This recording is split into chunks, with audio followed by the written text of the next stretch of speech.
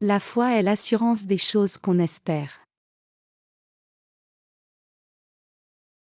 Genèse 13, 14-18.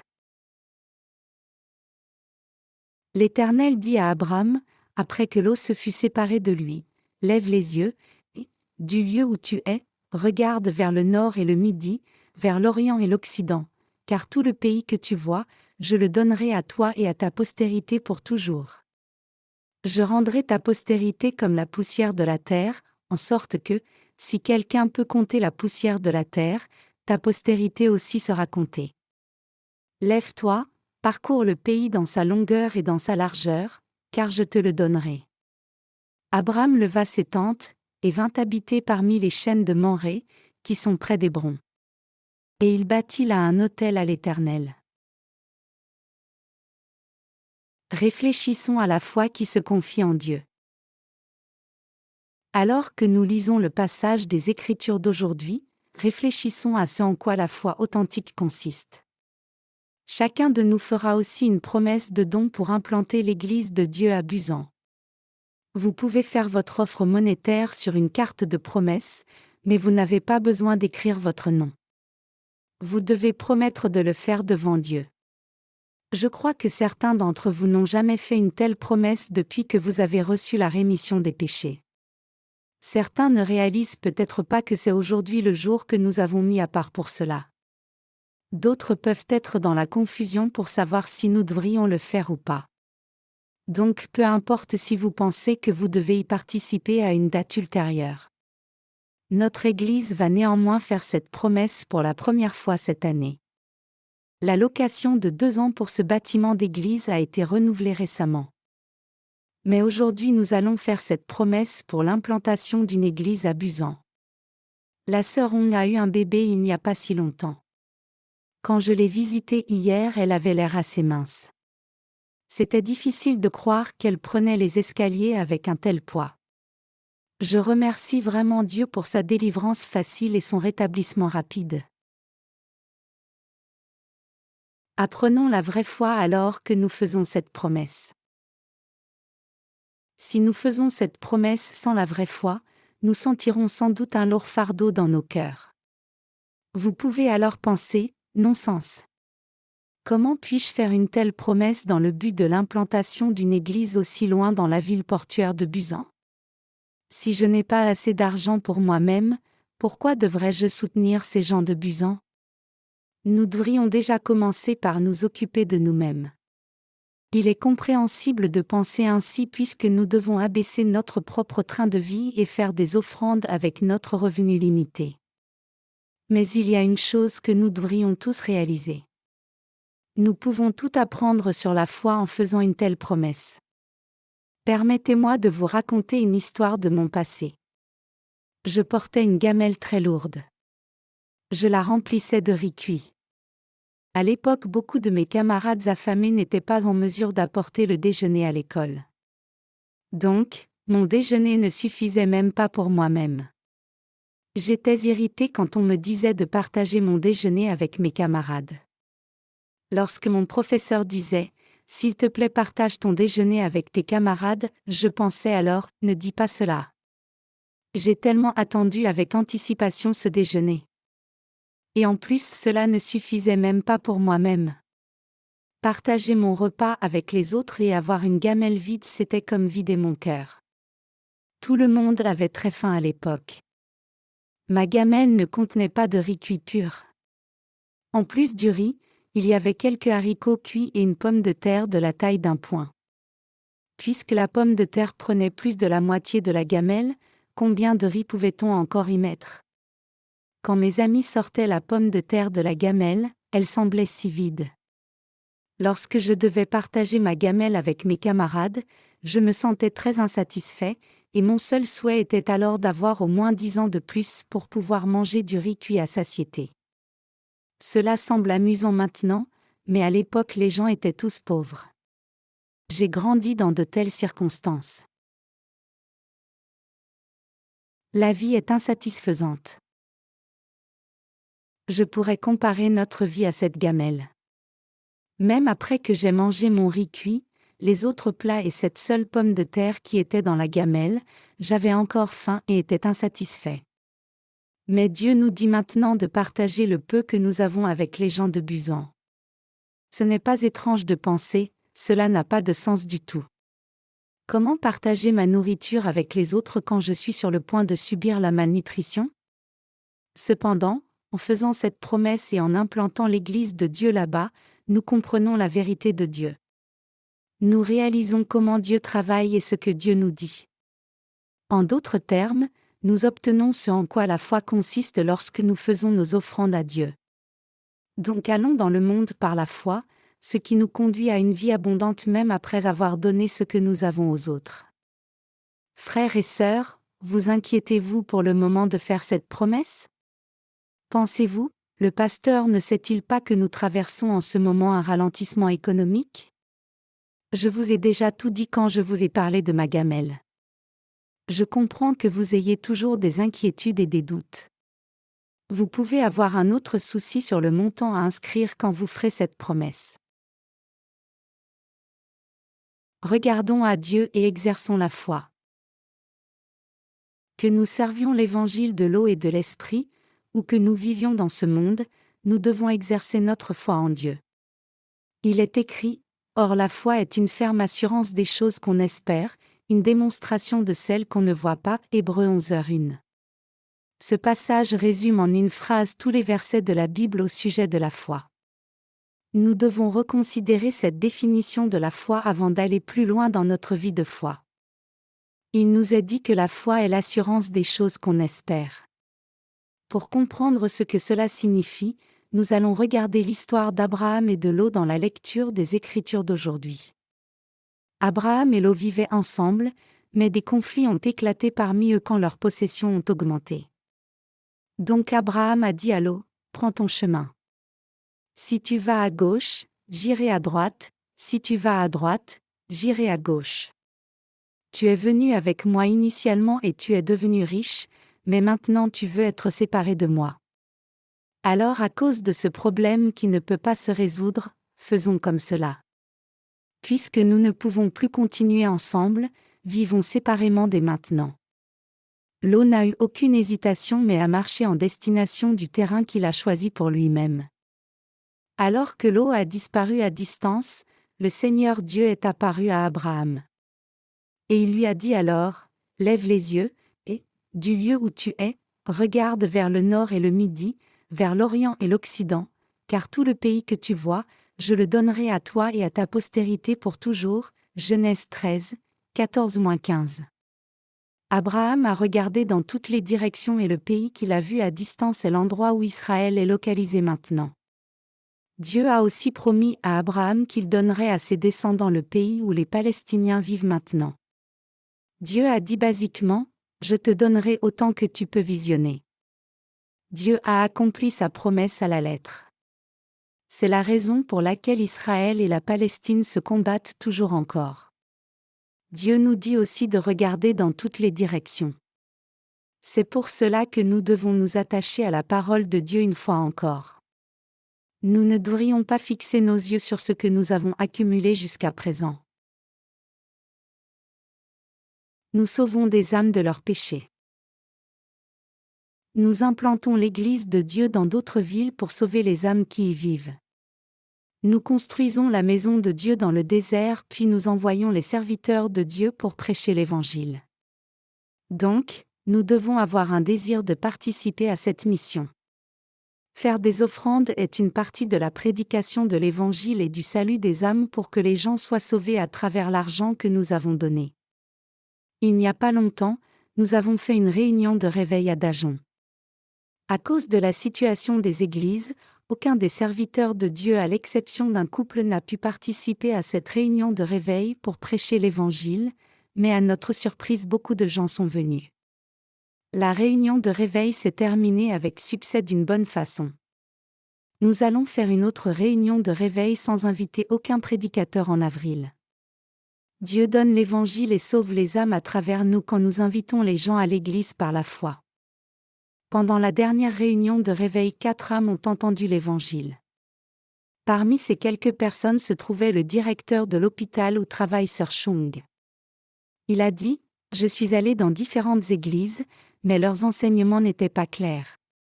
Cette fois je comprends clairement l'Évangile. J'ai maintenant trouvé la vérité. » Donc il a décidé d'étudier la Bible avec nous. Quelques autres personnes sont aussi venues à cette réunion de réveil et ont entendu l'Évangile et reçu la rémission de leurs péchés. Combien l'œuvre de Dieu est précieuse ? Nous avons fait une promesse similaire précédemment quand nous avions le projet d'implanter une de nos églises filles à Dajon. Maintenant nous allons en implanter une autre à Busan. Vraiment, la vérité c'est que nous n'avons pas assez d'argent. Mais nous faisons cela parce que c'est la bonne chose à faire. Quand nous sommes sur le point d'accomplir cette mission, nous ne devrions pas seulement regarder la somme d'argent que nous avons maintenant. Nous devons plutôt regarder avec anticipation et avec foi que Dieu comblera nos besoins de toute façon. Nous devons être comblés en anticipant cela. Nous devons implanter des églises pour sauver les âmes et servir le Seigneur par la foi, et Dieu comblera toujours nos besoins. Permettez-moi de redire cela. Ne regardez pas à ce que vous avez maintenant. Nous devons aussi faire une promesse de don pour l'implantation de l'église de Busan avec foi. Dieu nous conduira dans tous les aspects de notre vie et nous bénira. Servir la justice de Dieu nous amène la plénitude de vie. Frères et sœurs, ce que nous avons est comme une petite gamelle. Pensez à Jésus-Christ qui a accompli le miracle des 5 pains et des 2 poissons. Nous avons ce que nous pouvons appeler le déjeuner du garçon, qui est le début du miracle des 5 pains et des 2 poissons. La quantité était très insignifiante, même pour Jésus. Mais le garçon a néanmoins offert ce modeste repas au Seigneur. Et quand le Seigneur a béni cette petite gamelle, 5000 personnes ont pu manger et il restait 12 paniers pleins de surplus. Chers croyants, nous devrions nous attendre à de telles bénédictions de Dieu. C'est la foi authentique. Nous devons regarder les choses par la foi.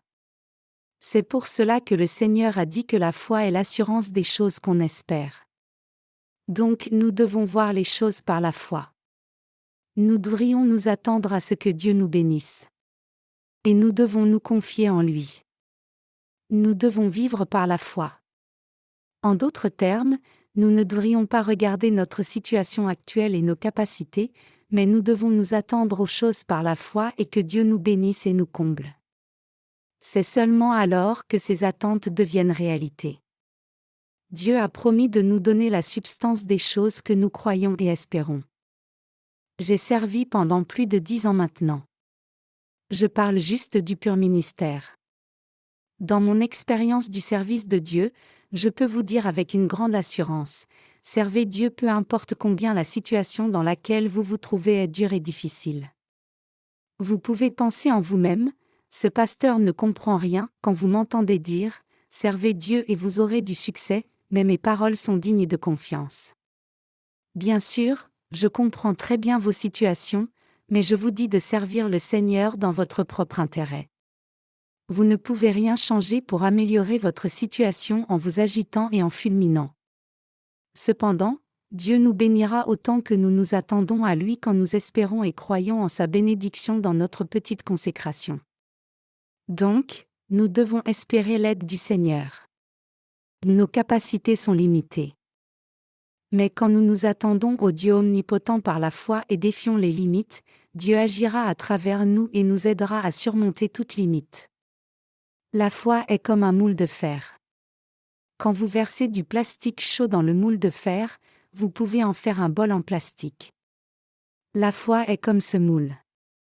Dieu change nos espoirs et notre confiance en réalité quand nous croyons vraiment en ses bénédictions de tout cœur.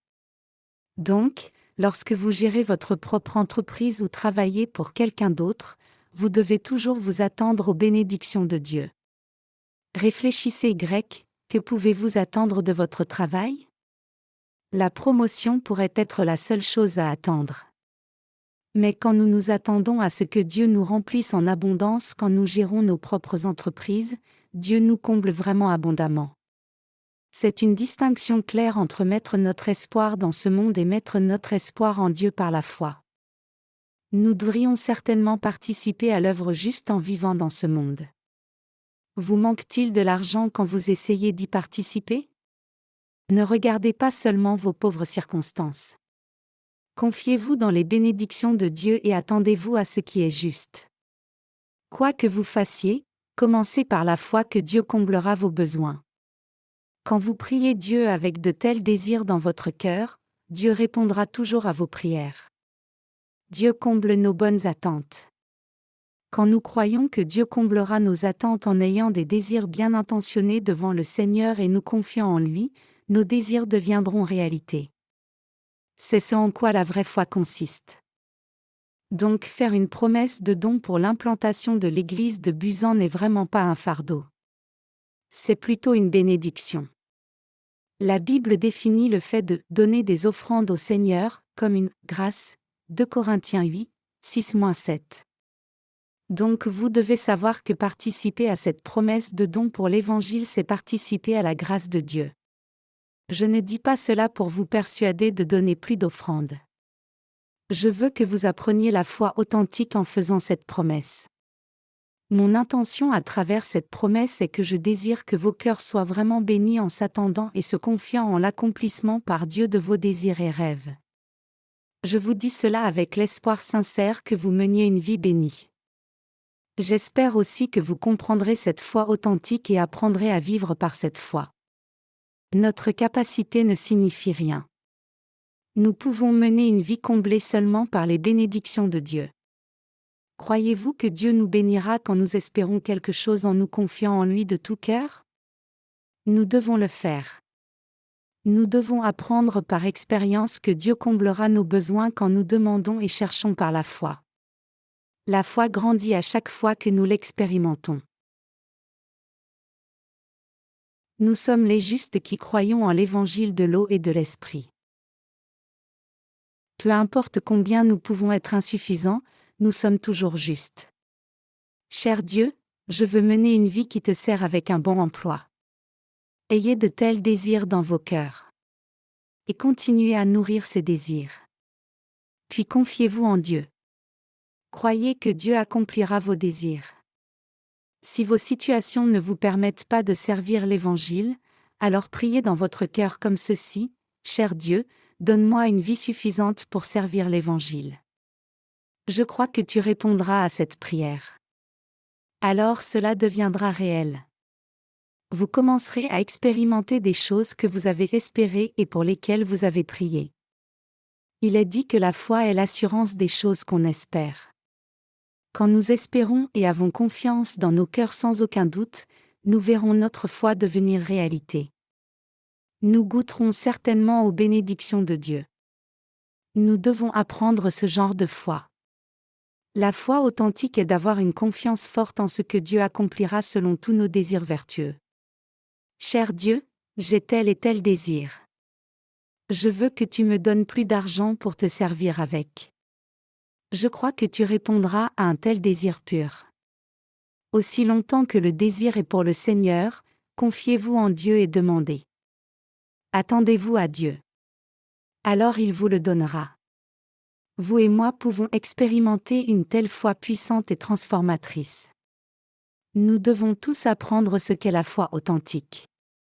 Peu importe votre position, que vous soyez étudiant, jeunes adultes, ou plus âgés, femmes mariées ou serviteurs de Dieu, nous devons tous apprendre ce genre de foi.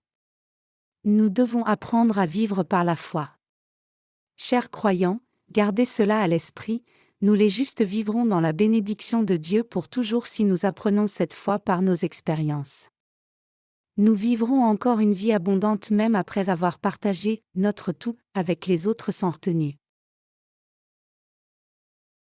Quand nous sommes à bout de force. Si nous n'avons pas foi en Dieu même après avoir reçu la rémission de nos péchés en croyant en l'évangile de l'eau et de l'esprit, nous ne sommes pas différents d'un mendiant. Quand vous n'avez pas la foi, vous êtes au bout de vos ressources. La réalité des dépenses supérieures aux revenus vous inquiète sur votre survie. Savez-vous ce dont nous nous soucions le plus après avoir reçu le salut? Ce sont ces dépenses sans fin. Quand nous avons reçu le salut la première fois, nos cœurs sont devenus plus généreux et miséricordieux parce que libérés du piège des péchés. Jusqu'à notre nouvelle naissance, nous vivions égoïstes comme une sangsue dans le ruisseau, demandant toujours davantage de sang comme il est écrit, la sangsue a 2 filles, donne. Donne. Proverbe 30, 15. Nous menions une vie comme cela pour toujours recevoir et ne jamais donner. Mais quand les gens sont vraiment nés de nouveau, ils ont envie de donner tout ce qu'ils ont. Naturellement, ce désir de donner et de servir le Seigneur monte dans le cœur. Ceux qui sont nés de nouveau aiment donner leur argent pour les âmes, pour l'Évangile, et pour le salut des gens. Le cœur essaie toujours de donner. Mais quel est le problème ici? Le problème c'est que le cœur veut toujours donner mais il n'y a en réalité pas grand-chose à donner. Alors que sommes-nous censés faire quand nous sommes à bout de ressources? Nous devrions avoir un saint désir devant Dieu. Soupirez après ce désir comme cela. Puisque Dieu m'a rendu juste, je veux mener le reste de ma vie pour servir Dieu. Puis continuez de prier ainsi, cher Dieu, donne-moi l'argent, la foi et les bénédictions. Rends-moi riche dans la foi et dans les possessions aussi. Pour voir si Dieu répond vraiment à ce genre de prière, vous devriez essayer et attendre. Votre vie changera sûrement. Vos circonstances changeront. C'est ainsi que Dieu œuvre. Pourquoi cela? C'est parce que nous sommes justes devant Dieu. C'est un mensonge quand le pécheur qui n'est pas né de nouveau dit « Dieu donne tout ce que nous demandons quand nous prions ». Ils sont comme des idiots complets. Ce n'est pas un mensonge de dire que vous aurez 2 maisons si vous en donnez une à Dieu? Mais les justes sont différents, comme il est écrit, la prière fervente du juste a une grande efficace, Jacques 5h16. Quand les justes viennent devant Dieu avec les désirs de leur cœur et lui demandent par la foi et se confient en lui, Dieu ne manquera pas de répondre à ces prières. J'ai toujours voulu servir Dieu toute ma vie entière. Je n'avais rien. Comme vous le savez, je dirigeais une maison de prière avec ma mère adoptive. À l'époque, j'étais très légaliste, donc je ne prenais aucun argent illégitime du coffre de ce centre de prière, pas un centime. Ma femme était encore plus attentive que moi. Lorsque je lui demandais de quoi dépenser pendant mes études au séminaire à Busan, elle me donnait seulement le montant exact des repas et des dépenses ainsi que le transport et pas un centime de plus. Si elle avait eu de l'argent illégitime dans sa poche, elle aurait été plus généreuse. Chers croyants, comment étions-nous avant de naître de nouveau? Nous avions seulement une entrée d'argent mais pas de sortie. En d'autres termes, nous accumulions des choses mais ne laissions rien aller. Mais quel était le résultat?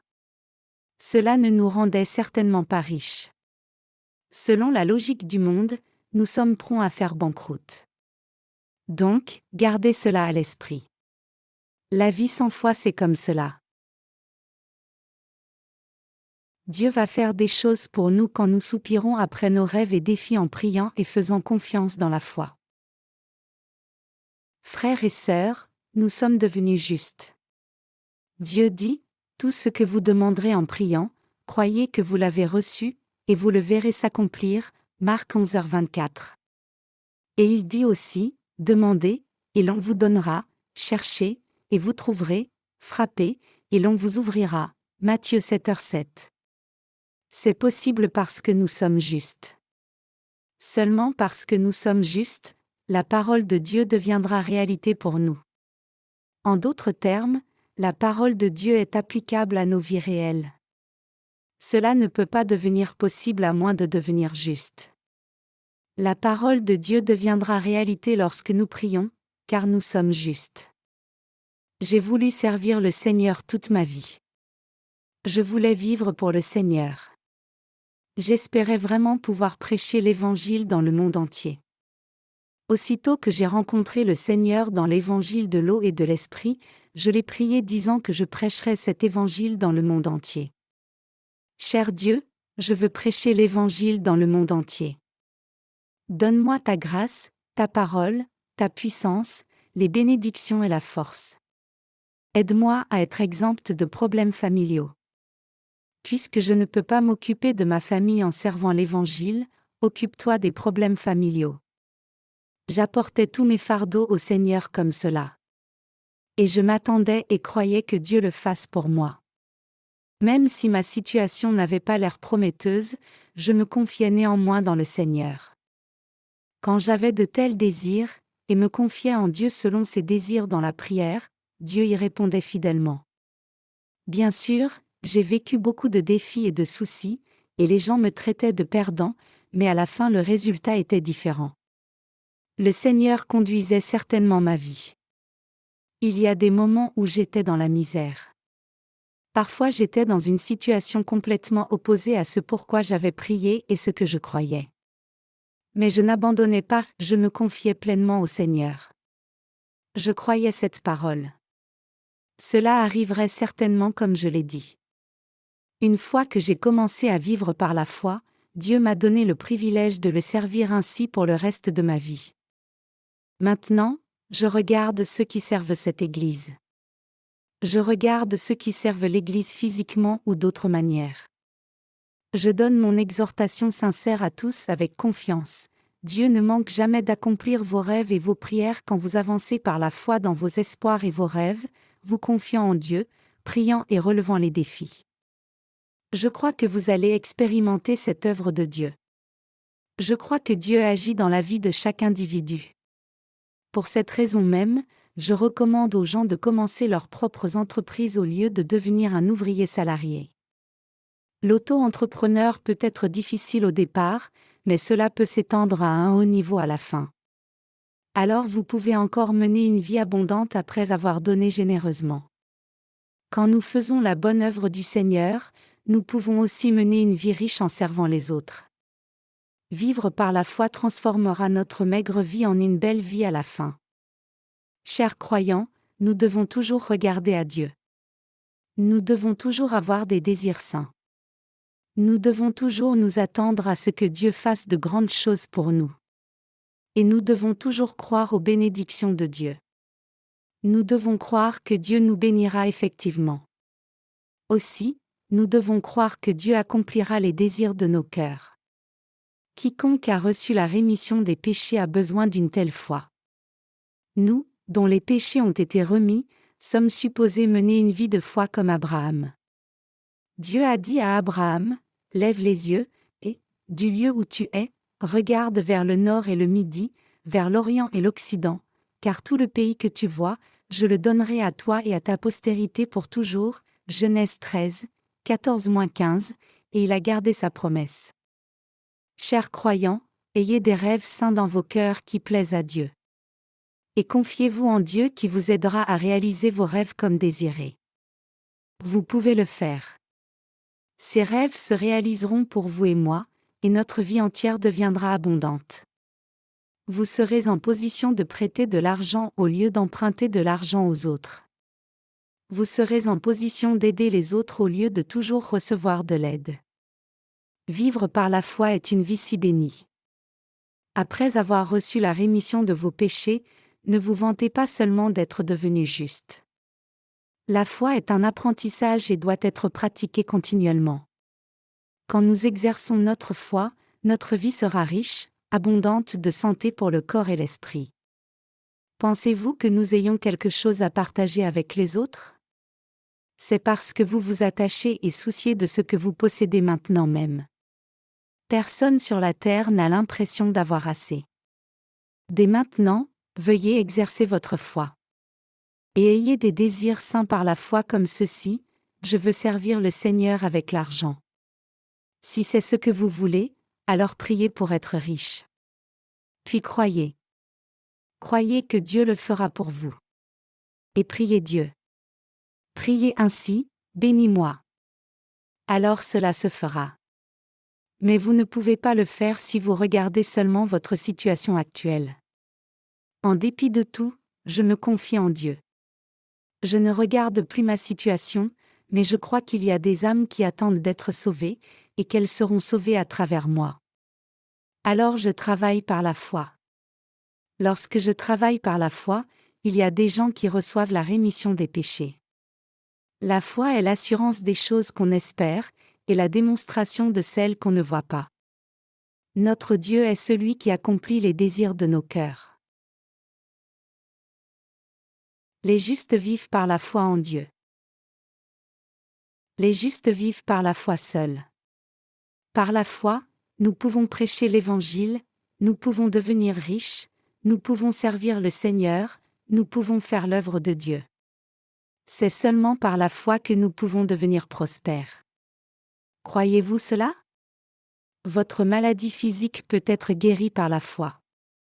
Dieu, je veux être en bonne santé. Je me confie en toi. Je crois que tu me guéris. Donne-moi la santé.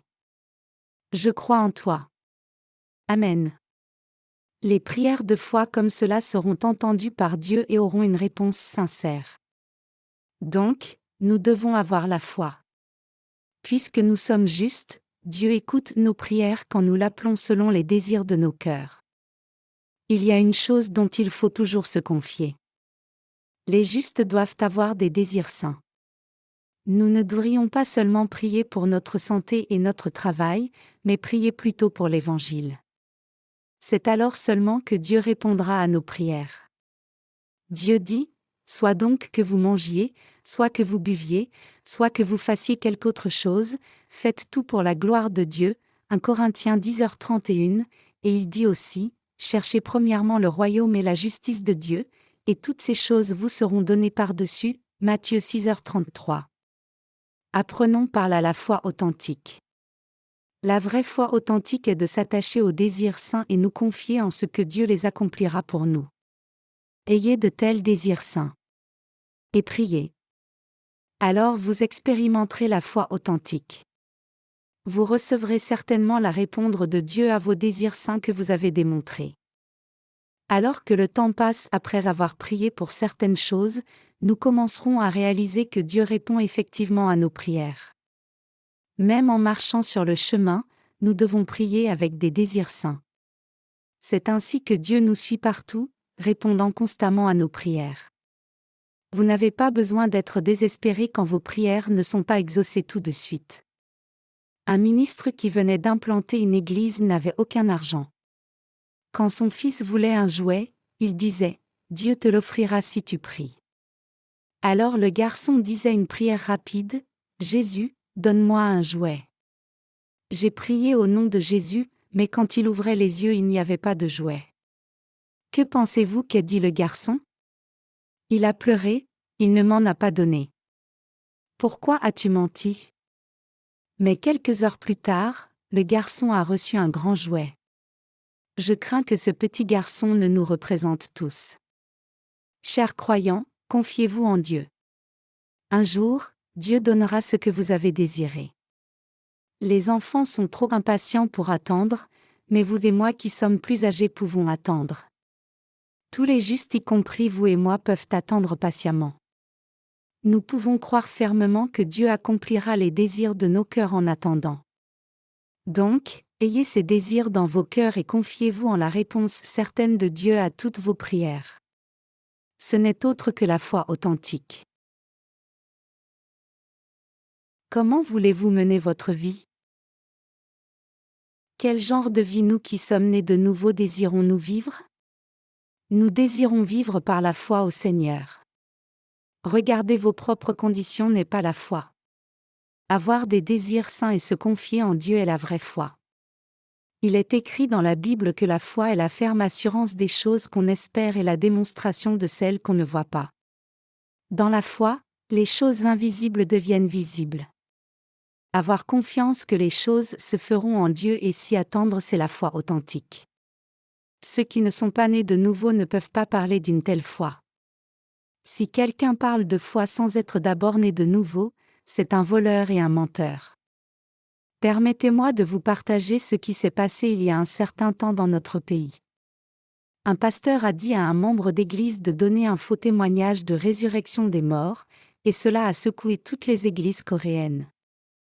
Mais plus tard elle a confessé, « Je n'étais pas morte en réalité, mais l'on m'a dit de prétendre avoir été morte puis m'être relevée quand il a prié. » Que pensez-vous qu'a fait ce pasteur? Il a fait de la publicité partout disant que sa prière avait le pouvoir immense de ramener les morts à la vie pour que les gens viennent pour qu'il prie. Il demandait beaucoup d'argent à chaque fois qu'il mettait la main sur quelqu'un en priant. En même temps, un ancien d'une grande église mourait d'un cancer, mais il a cru qu'il vivrait si ce pasteur posait les mains sur lui et priait. Imaginez-vous ce que ce pasteur lui a dit ? Signe cet accord écrit comme quoi tu me donnes la moitié de tes possessions, signe de ton nom ici. Si tu fais cela, c'est alors seulement que je prierai pour toi. L'ancien dit alors, non, je ne peux pas faire cela. Sais-tu combien j'ai de richesses ? Comment puis-je te donner la moitié de toutes mes possessions ?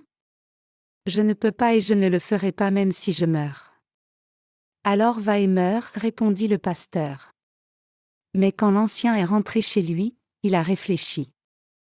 Il s'est dit qu'il valait mieux qu'il vive quitte à perdre la moitié de ses possessions, et il a donc signé le contrat. Que pensez-vous qui lui soit arrivé ? Il est mort peu après avoir signé le contrat et reçu la prière. Quand l'ancien est mort, le pasteur est allé dans sa maison et a demandé son argent. Le résultat est qu'il a presque eu un procès à ce moment-là. Cet incident qui laisse perplexe est arrivé dans une église qui appartenait à une grande dénomination célèbre ici en Corée. Cela s'est répandu dans tous les journaux aussi. Comme vous le savez, ce pasteur est un menteur complet. Pourquoi disait-il pouvoir relever les morts par sa prière ? Cela n'avait aucun sens du tout.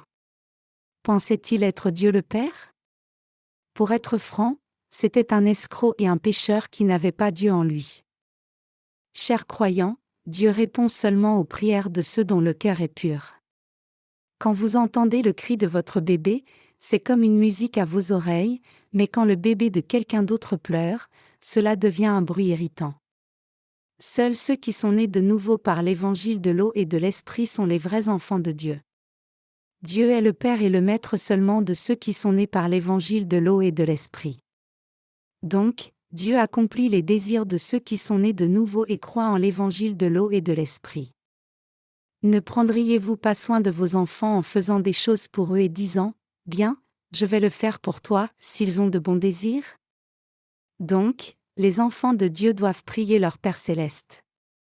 Dieu ne fait pas des choses pour nous si nous ne prions pas. Pourquoi pensez-vous qu'il en soit ainsi ? Si Dieu nous donne quelque chose que nous n'aurions pas spécifiquement demandé, nous penserions que nous l'avons acquis par nos propres capacités. Quand nous prions de tout cœur, Dieu nous donne ce pourquoi nous avons prié en disant, « Maintenant, tu sais que cela ne vient pas de toi, mais de moi. » Donc, quand nous prions, nous devons d'abord établir nos pensées. Au lieu d'avoir deux pensées à savoir si Dieu répondra ou non à nos prières, nous devons prier et nous confier avec une forte conviction en ce que Dieu donnera certainement ce que nous avons demandé. Nous pouvons être bénis et mener une vie heureuse quand nous commençons à apprendre cette foi authentique en l'exerçant. C'est la raison pour laquelle nous devons apprendre cette foi après avoir reçu le salut. Dieu ne nous a-t-il pas dit que les justes doivent vivre par la foi ? Ce n'est pas juste écrit dans la Bible. C'est réel. L'apôtre Paul vivait par cela, et beaucoup de prophètes dans la Bible. Dieu a laissé ces récits pour que vous et moi vivions le même genre de vie de succès. Chers croyants, nous n'avons peut-être pas une grande foi mais une foi petite comme un grain de moutarde. Quel genre de foi est-ce ? Cette foi c'est que nous sommes enfants de Dieu peu importe combien nous sommes insuffisants. C'est la foi comme un grain de moutarde. Quand nous plantons ce grain de moutarde dans nos cœurs, la plante sera fine et faible au début. Mais en l'arrosant bien, elle grandira et il y aura vite un tronc avec des feuilles sur les branches. Avec le temps, cela deviendra grand comme un arbre. Cela deviendra un arbre dans lequel les oiseaux et de petits animaux peuvent se réfugier à l'abri du soleil et de la pluie. Chers croyants, nous sauvés devons avoir foi que Dieu est notre Père. Alors que nous avons des désirs saints dans nos cœurs, nous demandons, nous confions et nous attendons à lui sur la base de cette foi vivante, nous deviendrons des gens de grande foi.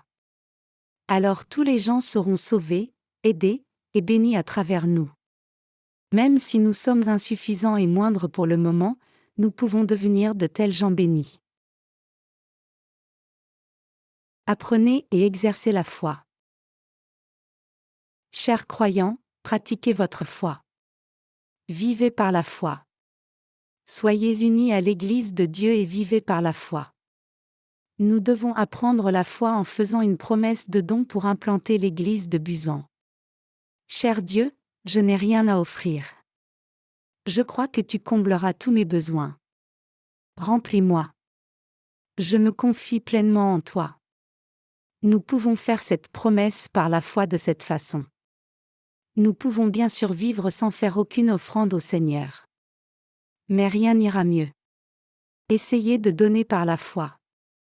Puis apprenez la foi à travers cette expérience. Confiez-vous en ce que Dieu accomplira toutes choses pour vous les prier. Apprenons tous la foi en cette période. Apprenez la foi alors que vous donnez au Seigneur. Une fois que vous faites l'expérience d'exercer votre foi, vous pourrez exercer une foi encore plus grande la prochaine fois. Vous obtiendrez davantage par la foi que vous avez apprise. Les Juifs ne donnent pas que des poissons à leurs enfants, mais ils leur apprennent comment attraper du poisson. La même chose est vraie pour nous aussi. Si nous apprenons cette foi, nous serons bénis et capables de résoudre tous nos problèmes qui viennent dans nos vies. Donc, nous devons apprendre cette foi. En faisant cette promesse, nous apprenons la foi. Vous me suivez? Croyez-vous cela? Pensez-vous que vous savez ce qu'est la foi? La foi authentique n'est pas croire que ce que vous voyez de vos yeux. La foi est la base qui nous fait prier comme suit. Même si je ne vois rien de tangible, je crois que Dieu me le donnera. Je n'ai rien maintenant, mais je crois que Dieu comblera tous mes besoins. Cela s'applique aussi à moi. Quand je prie, ma voix est trop douce pendant le sermon pour que les gens entendent. Donne-moi un nouveau microphone pour que l'assemblée entende le sermon sans aucun problème. Je veux un bon système de son. Je crois que tu me le donneras, alors je reçois le bon type de nouveau microphone. Dieu a dit, la foi est une ferme assurance des choses qu'on espère, une démonstration de celles qu'on ne voit pas. La foi, c'est croire que Dieu fera ce que vous lui avez demandé de faire, quand vous avez des désirs saints, priez et attendez. Chers croyants, vivez par la foi. Vous comprenez? Si vous n'êtes pas en bonne santé, priez pour votre santé et attachez-vous à ces désirs de servir le Seigneur avec votre corps en bonne santé. Croyez que Dieu vous rendra la santé. En vous confiant et priant continuellement, vous réaliserez rapidement que vous avez retrouvé la santé. C'est le monde de la foi. Les adolescents, vous comprenez? Frères et sœurs, vivez par la foi. Attachez-vous à des désirs saints pour Dieu. Cela deviendra réalité comme vous l'avez espéré et attendu. Je veux que vous, jeunes hommes et jeunes femmes, ayez des désirs saints. Et apprenez la foi. Quand vous faites les choses par la foi, Dieu accomplira des choses pour vous. Vous toutes, femmes mariées, ayez des désirs saints. Dieu accomplira vos désirs. Tous les hommes mariés doivent avoir des désirs saints aussi. Dieu les accomplira pour vous. Frères et sœurs, ayez des désirs justes et essayez de vous confier en lui. Et exercez votre foi. Cela sera un bénéfice pour votre vie entière.